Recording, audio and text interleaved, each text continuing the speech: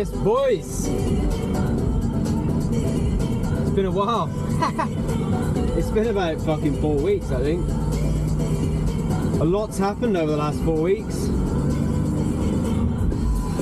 Most people have turned super bearish or super negative with everything.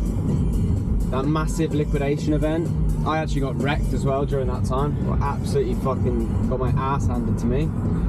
Too much leverage. And yeah, that was a big lesson. Having too much of the portfolio allocated to leverage positions. Even though, you know, even people with very low leverage still got absolutely wrecked. People holding like 2x Bitcoin longs that thought they were safe, that bought at like 60k.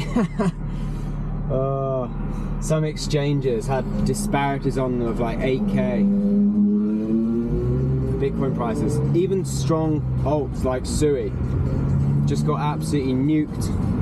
It went from like $2.50 wicked, and it wicked right down to like 50 cents. Scammiest fucking event I've ever seen in my life. Just shows how nothing's ever safe, and it just shows you who you're dealing with in this space, because the exchanges, you know, unless you're holding spot only, which is probably the best option for most people, holding Bitcoin spot on a ledger or something like that. If you're not, you're just at the mercy of these big companies that, you know, have all the advantages, and they just, you think you're safe with some of these positions, and then you just get absolutely wrecked. I didn't see many people survive that. Well, no one in leverage anyway. But yeah, lots of lessons. Had that trip over to, or went back to the UK to see my dad for his 70th, and then had the trip over to Thailand for CCI, for the crypto company. There was 15 of us, and that was, yeah, unreal. So many lessons and learnings to take from that. It was very health focused, you know, gyms and saunas and steam rooms, ice bath.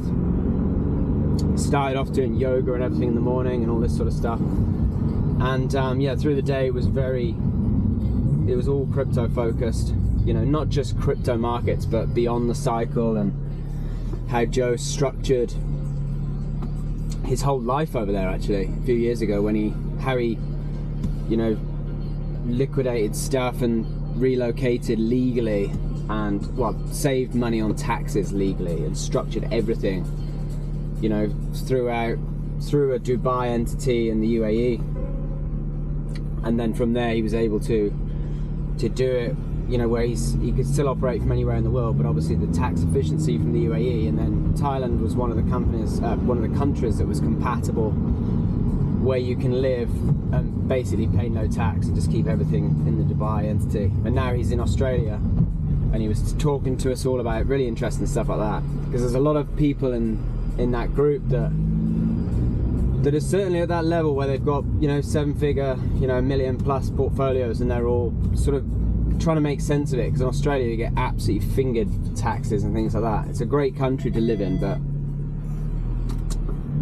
it certainly gets you thinking. And yeah, since I've been back, been rethinking everything in my life. Like, how do I cut all my living expenses and operate remotely so I can work anywhere in the world? So yeah, my wife and I have been going through a lot of this stuff, trying to ascertain exactly what the best course of action to take is, and yeah, relook at everything. The portfolio's had a massive haircut. I'm back, and I'm going to be more involved with everything crypto wise, and yeah, take some more action, document some more stuff, because I don't know if I've made this clear, but I'm not full-time in crypto yet. I'm surrounded by people who are very fortunate in that position, but I'm still in full-time normie job myself, doing, you know, it's not 9 to 5, it's like 6 till 4 pretty much, because it's construction. But yeah, we're very lucky, but it's made me start thinking about how the fuck we can just flip it on its head, and maybe, you know, whether I've got to look at working on offshore oil rigs again to start building the income stream so we can invest more, and look at that. But yeah, if anyone's done that, because I'm not from Australia, I'm from the UK, and we have lived here now 10 years, and there will be people that have done this before and relocated. So if that's you, if you've been to Bali, or if you've just got up, fucked off to the other side of the world and you've lived there and made a success of it, let me know. I'll leave it there for now. Love you lots. Bye for now.